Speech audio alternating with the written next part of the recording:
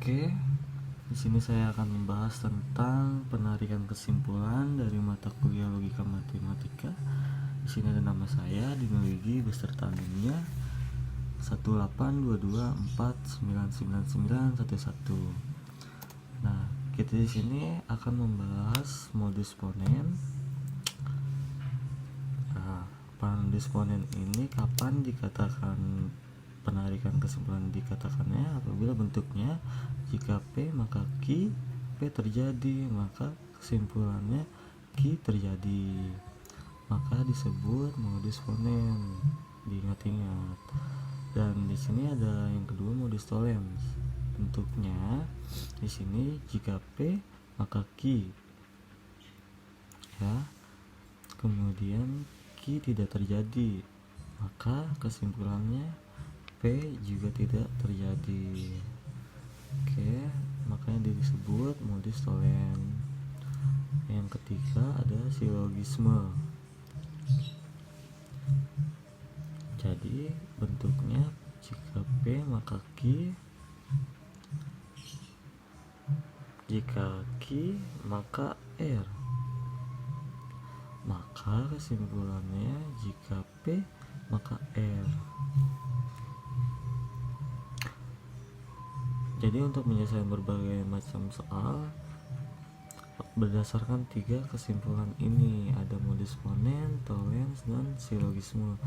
Jadi formulanya sudah ditentukan dari 3 jenis ini. Kita contoh soal ya, langsung ya. Diketahui di sini ada pernyataan negasi P maka Q, kemudian Q tidak terjadi, maka kesimpulannya adalah ini memenuhi yang mana, tollens, ponen, silogisme. Yang cocok adalah Q nya dinegasikan, jadi P nya harus dinegasikan. Negasi P dari Q adalah P. Oke. Nah, soal berikutnya di sini ada jika Andi bernyanyi maka semua anak mendengarkan. Premis yang kedua ada anak yang tidak mendengarkan. Kesimpulan dalam premis di atas adalah, oke, kita langsung ke pembahasannya. Di sini kita akan membahas tentang pernyataan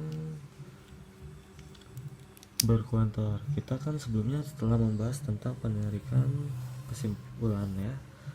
Nah, di sini kita akan membahas tentang berkuantor. Ada kuantor universal dan ekstensial. Universal itu mengandung kata semuanya, kalau ekstensial itu mengandung kata beberapa atau ada. Kita akan nyari pertanyaan negasi dari pernyataan berkuantor. Berarti kalau ada kata-kata bernyataan semua itu simbolnya ini V ya, dan anak ini kita simbolkan X, anak mendengarkan ya kan. Nah, kalau bentuk ini dinegasikan, maka hasilnya adalah ada ya, lawannya semua itu ada ya, lawannya semua itu ada. Yang X itu dinegasikan, ada anak yang tidak mendengarkan. Jadi negasi dari sebuah pertanyaan yang berkuantor seperti ini. Kalau kita sudah mengenal berkuantor, kita balik lagi ke soal.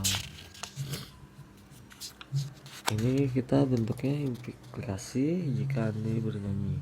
Jika P, pertanyaannya ya, maka semua anak mendengarkan disimbolkan dengan kuantor universal tadi. Semuanya seperti ini ya. Anak mendengarkan contohnya misalkan Q gitu. Nah, premis yang kedua ada anak yang tidak mendengarkan. Balik. Nah,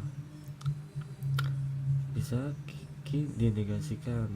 Nah, kita sekarang lihat penarikan kesimpulan sesuai dengan mana, ponen, tollens, dan silogisme. Nah, ini sesuai dengan tollens yang dinegasikan yang belakang ya. Jika kesimpulannya depan harus dinegasikan. Jika ya negasinya dari P, jadi negasinya Andi tidak bernyanyi. Oke. kita bahas yang soal ketiga. Di sini ada penarikan kesimpulan yang sah dari argumentasi berikut ya. Di sini adalah silogisme dan seperti ini. Kita melihat ada silogisme, jika negalis P maka Q ya. Jika negasi P maka Q. Kemudian premis yang keduanya, jika Q maka R. Maka kesimpulannya dalam silogisme negasi P maka R ya. Kita lihat pilihan gantinya tidak ada ya yang ini ya. Oke, kita harus mencari kalimat yang ekuivalen dalam bentuk implikasi ini. Kita harus mempunyai kalimat ekuivalen dengan dirinya. Jika P maka Q, maka dia akan senilai dengan negasi P atau Q ya. Ini harus diingat-ingat ya. Kenapa dikatakan ekuivalen? Kalau kita bikin tabel kebenaran nilainya sama, makanya disebut dua kalimat yang berekuivalen.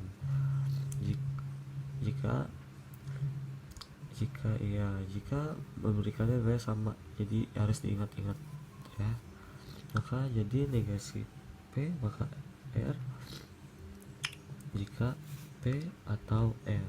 Jadi negasi P dinegasikan dengan P atau R. Jadi jawabannya yang E. Oke, cukup sekian penjelasan dari saya. Kurang lebihnya saya minta maaf. Assalamualaikum warahmatullahi wabarakatuh.